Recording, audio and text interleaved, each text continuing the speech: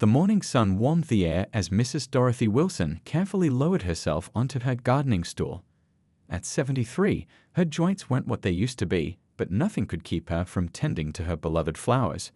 She adjusted her wide-brimmed hat and reached for her favorite pruning shears. "These roses need some attention today," she murmured to herself, a habit she developed since her husband Thomas had passed away 5 years ago. Dorothy had been a fixture in the Oakwood Heights neighborhood for over 40 years. She'd taught second grade at the local elementary school until retirement and had probably taught half the adults who now lived on her street. Her small brick house with its wraparound porch wasn't the biggest or the fanciest on the block, but everyone agreed it had the most beautiful garden. "Morning, Mrs. Wilson," called out Mr. Chen from next door as he collected his newspaper. "Those flowers looking mighty fine today." Dorothy smiled and waved back. "Thank you. Come by later if you want some cuttings for your daughter." This was her normal routine: up at 6, breakfast while watching the morning news, then out to the garden before the day got too hot. Today, she wore her old blue overalls with countless dirt stains that told stories of years spent nurturing her little patch of earth. Her gray hair was pulled back in a simple bun, and her dark skin glistened with a light sheen of sweat as she worked. She hummed an old gospel tune as she moved from the roses to the row of bright yellow daisies. Dorothy took pride in how her flower beds created a rainbow of colors leading up to her front door. The neighbors often said you could spot the Wilson house from the end of the street just by the explosion of colors in the front yard. "Lord, it's getting warm already," she said, pausing to sip water from her thermos. She glanced around her changing neighborhood. When she and Thomas had first moved here in the early 1980s, they'd been among the first black families on the block. Now the area had become what real estate agents called up and coming, with young couples moving in and old houses being renovated. The new family across the street had only moved in last month. Dorothy had baked them a sweet potato pie as a welcome gift, but they'd seemed standoffish. She hadn't taken it personally. City folks often took time to warm up to small-town friendliness. As she carefully trimmed dead leaves from her prized hydrangeas, Dorothy thought about her son Robert coming to visit later. He was bringing her grandson Kevin too, and she was looking forward to making the boy's favorite cookies. Robert had called last night to say he'd help fix that loose railing on her porch steps. "Just a few more weeds to pull, and then I'll go start those cookies," she told herself, reaching for a particularly stubborn dandelion that had rooted itself among her petunias. She didn't notice the police cruiser that slowly turned onto her street, didn't see how it slowed down as it approached her house, didn't realize that someone had made a phone call about a suspicious person digging around the yard of the Wilson home. Dorothy was lost in the simple joy of her garden, completely unaware that her peaceful Saturday was about to be shattered. In just a few minutes, her dignity would be challenged in a way she hadn't experienced in decades, and shortly after that, everything would change when her son arrived. But for now, in this perfect, fleeting moment, she was just a grandmother in her garden, enjoying the simple pleasure of dirt under her fingernails and the promise of fresh flowers for her kitchen table. The police cruiser pulled up to the curb with a quiet crunch of tires on asphalt. Dorothy didn't notice at first, focused as she was on a stubborn weed. Only when the car doors slammed shut did she look up, shading her eyes against the morning sun.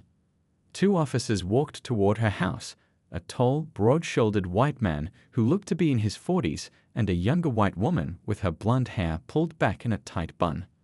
Their hands rested casually near their belts as they approached. Something about their purposeful stride made Dorothy's stomach tighten with an old, familiar worry. "Good morning, officers," Dorothy called out, trying to keep her voice steady. "Can I help you with something?" The male officer stepped onto her property without hesitation. "Ma'am, we received a call about suspicious activity at this address." His eyes scanned the garden tools scattered around her, the pruning shears, the small trowel, the bucket of yard waste. "Suspicious activity?" Dorothy repeated, confused. "I'm just working in my garden." "Do you live here?" the female officer asked, her tone making it clear she doubted it. Dorothy felt a flash of indignation. "Yes, I do, for 43 years now." "We're going to need to see some identification," the male officer said, stepping closer. Dorothy slowly stood up, her knees protesting after an hour of gardening. "My ID is inside the house. I'm Dorothy Wilson. This is my home." The female officer exchanged a glance with her partner. We had a report from a concerned citizen about someone who might be trespassing or vandalizing this property. Dorothy looked down at her dirt-stained overalls and gardening gloves, then back at the officers with disbelief. I'm a 73-year-old woman pulling weeds in my own garden. How exactly am I vandalizing anything? Ma'am, your tone isn't helping, the male officer said, his hand moving to rest more deliberately on his belt. We need to verify you belong here. Dorothy took a deep breath, trying to stay calm. She'd lived through the 1960s. She knew how situations like this could turn dangerous quickly. Officer, most of my neighbors know me. You can ask Mr. Chen next door or Mrs. Guzman across the street. We need official identification, the female officer insisted. Do you have that or not? Dorothy gestured toward her front door. Like I said, it's in my purse inside. I don't garden with my driver's license in my pocket. Let's go get it then, the male officer said, moving toward her porch steps. Wait, Dorothy said, suddenly feeling vulnerable. I'll go get it myself. Ma'am, for our safety, we need to accompany you, the female officer replied firmly. The older neighbors who had known Dorothy for decades were at work or running errands. The newer residents peered curiously from windows or slowed their cars as they drove by. No one intervened. Dorothy felt herself trembling slightly as the officers flanked her. This is ridiculous, she muttered. What was that? The male officer asked sharply. Nothing, Dorothy replied, her voice quiet now. As they reached her porch, the female officer spotted a loose board and the tools Robert had left last time he visited. What's all this? She asked suspiciously. My son is coming today to fix my steps, Dorothy explained. Convenient timing, the male officer remarked. Dorothy's cheeks burned with humiliation and anger. In her own yard, at her own home, she was being treated like a criminal. She reached for the door handle, but the male officer stepped in front of her. Hold on now. How do we know this is really your house? He questioned. Anyone could walk up and claim they live somewhere. Dorothy stared at him in disbelief. You think I'm breaking into a house in broad daylight while gardening? At my age? We've seen stranger things, the female officer replied coldly. As Dorothy stood there, blocked from entering her own home, she noticed Mrs. Patel from 2 doors down watching with concern. She wanted to call out to her, but pride kept her silent. This wasn't the first time she faced prejudice, but she'd never imagined it would happen like this, not in 2023, not in her own garden where she'd spent countless peaceful mornings. Little did those officers know that Dorothy's son was just 10 minutes away, and everything was about to change. Dorothy stood on her own porch, her back straight despite the tremble in her hands.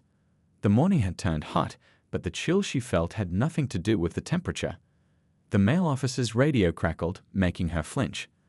Look, Dorothy said, finding her voice again. I understand you're doing your job. But I've lived in this house since 1980. I taught 2nd grade at Oakwood Elementary for 32 years. Half the adults in this neighborhood sat in my classroom. The female officer's expression didn't soften. Ma'am, we still need to see some identification. Dorothy took a deep breath. She thought of her late husband Thomas, who always told her, they can take a lot of things from you in this life, but they can't take your dignity unless you give it to them. She'd held on to those words through many difficult moments. I'd be happy to show you my ID, Dorothy said evenly. It's in my purse on the kitchen counter. If you'd allow me to go inside and get it, we can clear this up quickly. Jones, the male officer said to his partner, you stay with her. I'll check inside first. Officer, Dorothy protested, her voice rising slightly, I don't consent to you entering my home without a warrant. A few more neighbors had gathered at the edges of Dorothy's yard now. Mrs. Patel had stepped closer, her phone in her hand. Mr. Chen had come outside too, looking confused and concerned. What's going on here? Mr. Chen called out. Why are you bothering Mrs. Wilson? The female officer turned toward him. Sir, please stay back. This is police business. Dorothy felt a surge of gratitude for her neighbor's concern, but she also felt humiliated that they were witnessing this scene. She'd always been respected in this community, known for her garden and her homemade sweet potato pies at the neighborhood potlucks. Now she was being treated like a criminal. Officer Jones, she said, addressing the female officer directly, I've told you this is my home. My neighbor just confirmed it.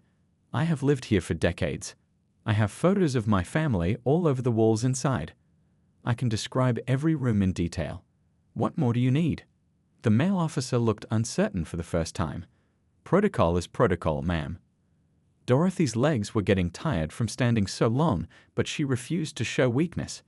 Then let me follow you inside to get my ID. That's a reasonable request. The officers exchanged glances.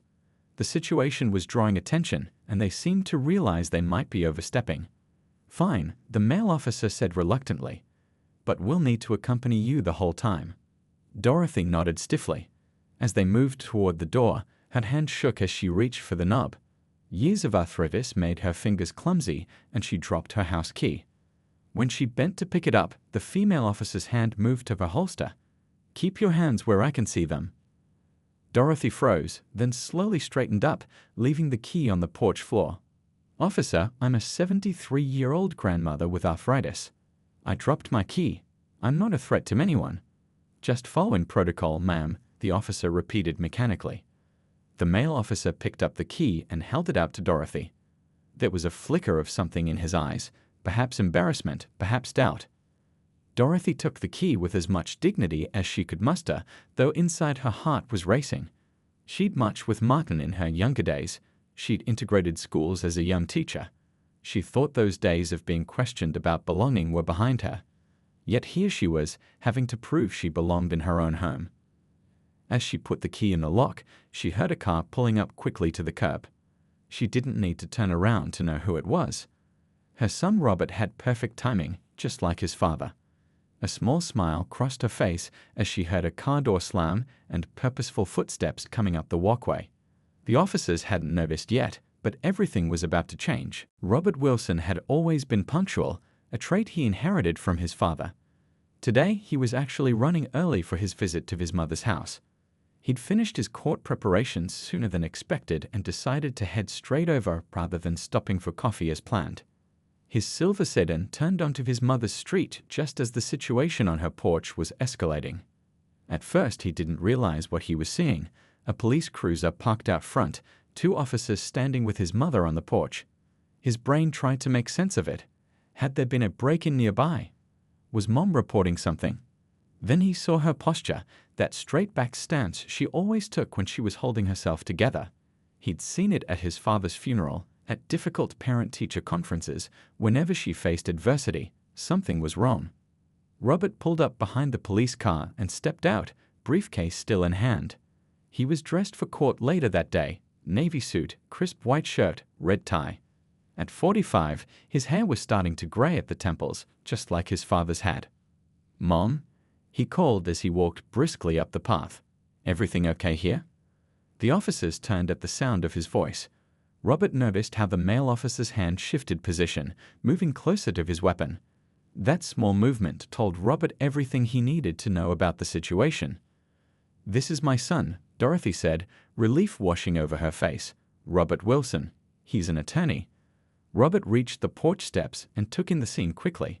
His mother's gardening clothes, the dropped key, the tense posture of the officers, the neighbors watching from the edges of the yard. "Officers," he said calmly, climbing the steps with measured movements. "I'm Robert Wilson, Dorothy Wilson's son. May I ask what's happening here?" "Sir, we're responding to a call about suspicious activity at this residence," the female officer explained, her tone professional but guarded. Robert's jaw tightened briefly, but his expression remained composed. "I see. And the suspicious activity is my 73-year-old mother gardening at her own home." "We need to verify that she lives here," the male officer replied defensively. "We're just following protocol." Robert placed his briefcase down slowly. "I understand you have protocols to follow. So do I." He reached into his jacket and carefully extracted a business card, which he handed to the male officer. "I'm an attorney with Wilson and Associates. This house has been our family home for over 40 years. The officer glanced at the card, his expression shifting slightly. "Now," Robert continued, "my mother has already explained that her identification is inside. Rather than treating her like a suspect, perhaps we could all go in together so she can show you her ID and we can resolve this matter." The female officer looked at her partner, uncertainty crossing her face.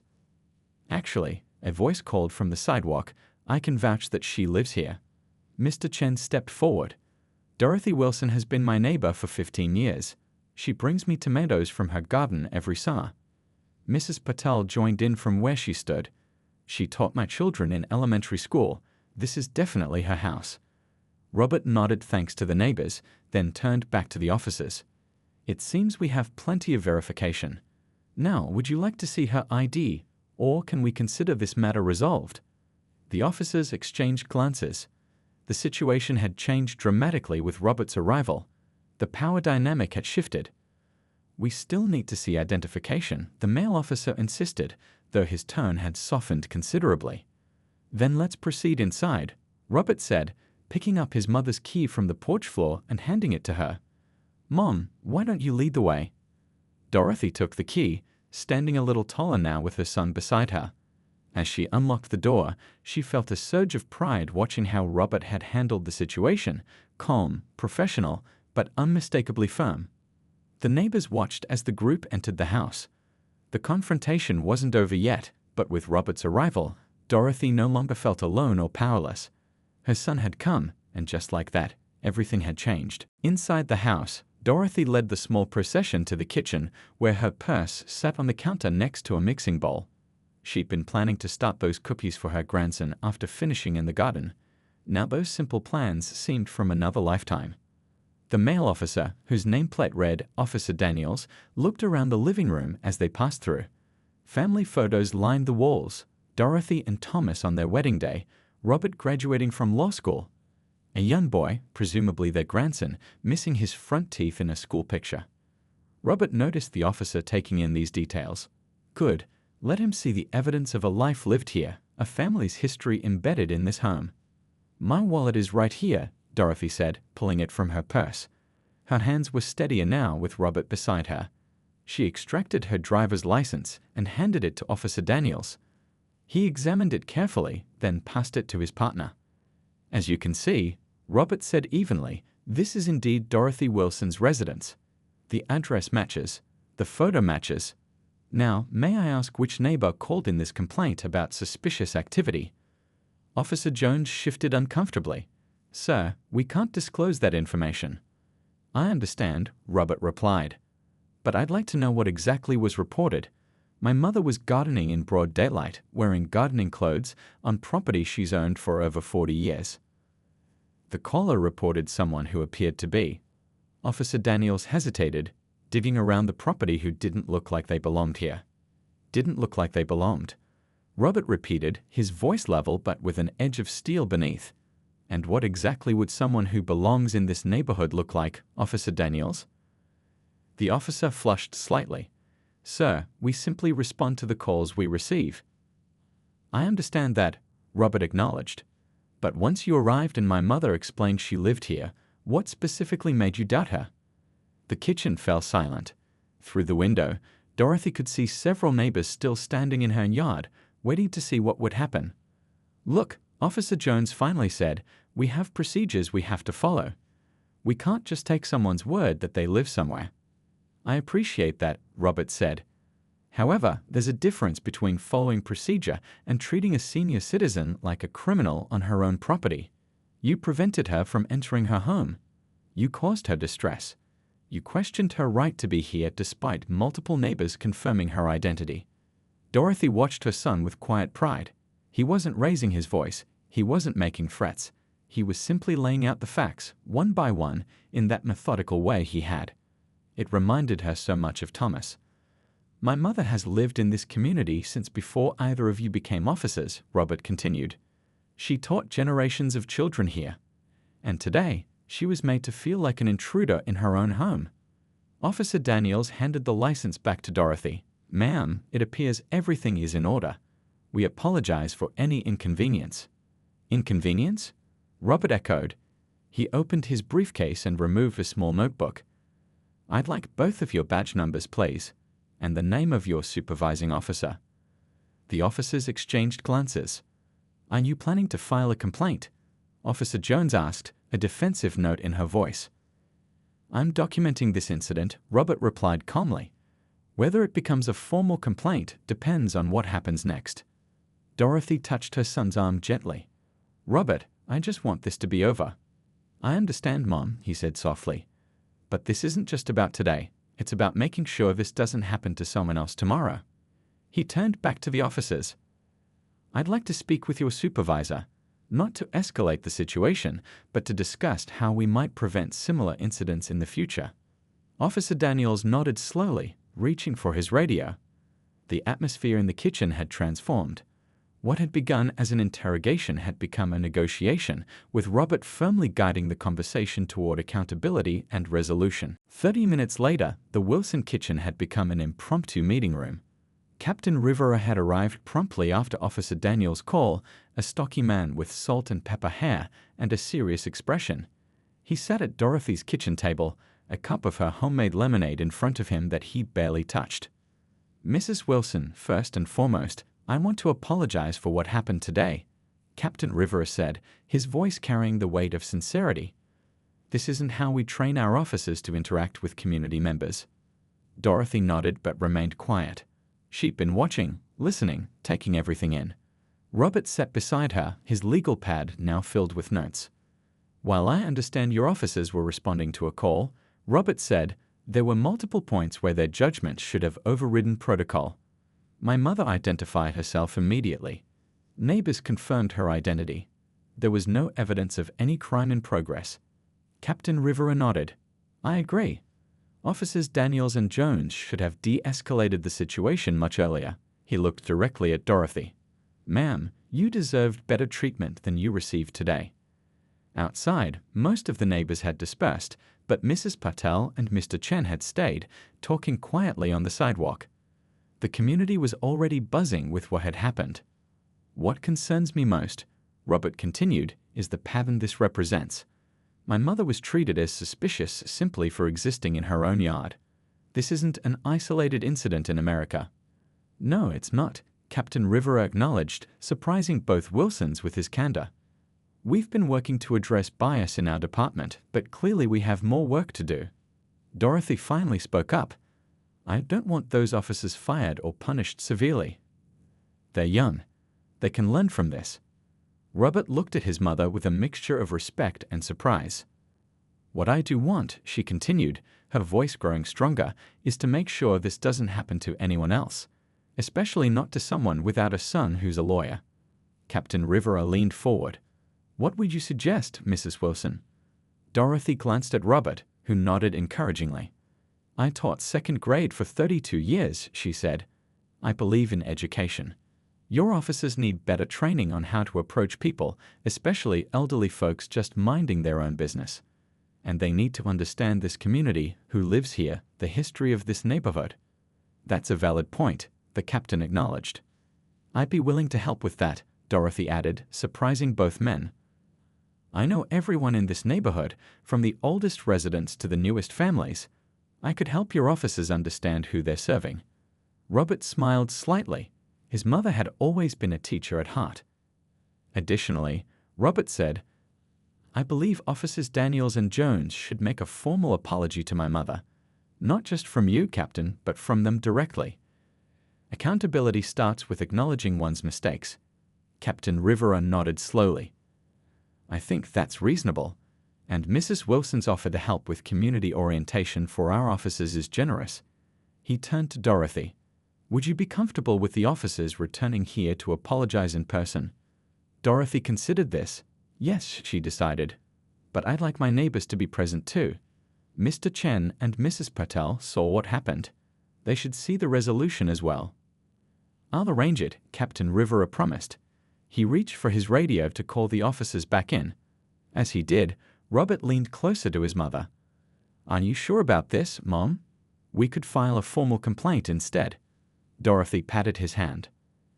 I spent my life teaching children to own up to their mistakes and do better next time. Those officers aren't much older than some of my former students. They deserve the same chance to learn and grow. Robert smiled at his mother's wisdom and compassion. What had begun as a humiliating confrontation was transforming into something unexpected, a moment of accountability that might actually lead to meaningful change. 2 weeks later, Dorothy's backyard was filled with people. Under the shade of her old oak tree, neighbors gathered on folding chairs borrowed from the community center. There were faces both familiar and new longtime residents who remembered when the Wilsons first moved in, and younger families who had only recently made Oakwood Heights their home. At a table near Dorothy's prized rose bushes sat Officers Daniels and Jones, looking somewhat uncomfortable in civilian clothes. They were joined by Captain Rivera and 3 other officers from the precinct. Robert stood nearby, talking quietly with the president of the neighborhood association. Dorothy moved through the crowd with a tray of her famous lemonade, her arthritis seemingly forgotten as she played hostess. She wore a bright yellow dress instead of her gardening overalls, her gray hair styled carefully for the occasion. "Is this what you had in mind, Mom?" Robert asked as she passed by him. Dorothy looked around at what they'd created together, not just a gathering, but the beginning of something important. "It's better," she said, smiling. "Much better." When everyone had settled, Robert stepped forward to welcome them. "Thank you all for coming today. What happened on my mother's porch 2 weeks ago could have ended very differently. Instead, it's become the start of something new for our community." He gestured to the officers. "The police have agreed to implement a new training program focused on community relations, implicit bias, and respectful interactions with elderly residents. Officers Daniels and Jones will be among the first to participate." Officer Daniels stood up. He looked nervous but determined. "I want to apologize publicly to Mrs. Wilson," he said. "My partner and I responded to a call that day, but we failed to use good judgment once we arrived. We treated a respected community member like a suspect on her own property." He paused, gathering himself. "I'm sorry for how we made you feel, Mrs. Wilson, and I'm grateful for this chance to do better." Officer Jones stood next to him. "I grew up in a different neighborhood," she admitted. "I didn't know the history here or the people, but that's no excuse. I should have listened better and observed more carefully. I apologize, Mrs. Wilson." Dorothy nodded her acceptance. The sincerity in their voices meant more to her than the words themselves. Captain Rivera then announced the creation of a community advisory board that would meet monthly with police leadership. "Mrs. Wilson has agreed to serve," he said, along with representatives from across the neighborhood. What had begun as a humiliating incident had blossomed into something unexpected, a bridge between the police and the community they served. After the formal presentations ended, people broke into smaller groups. Dorothy found herself sitting with a young couple who had recently moved in 3 doors down. "We called the police that day," the young woman confessed quietly, her eyes downcast. "We didn't know you were the homeowner. We just moved in and—" She trailed off, embarrassed. Dorothy took her hand. "You didn't know me then," she said gently. "But now you do. That's how community works. We learn each other's faces, names, stories." "We'd like to learn more," the young man said earnestly. "About the neighborhood, its history." Dorothy smiled. "Come over for tea next week. I have photo albums going back decades and stories that will make you laugh till you cry." As the afternoon light softened into evening, Robert watched his mother in her element. Teaching, connecting, building bridges between past and present, between misunderstanding and respect. In the driveway, Officers Daniels and Jones helped Mr. Chen load folding chairs into his truck. Mrs. Patel exchanged phone numbers with Captain Rivera to coordinate the first advisory board meeting. The young couple who had made the call stayed late to help clean up, working alongside Dorothy in the kitchen. What had started with suspicion and fear had transformed into something powerful, not just a resolution to one incident, but the beginning of healing for an entire community. As Dorothy liked to say, quoting her late husband, "Sometimes the worst days give birth to the best tomorrows."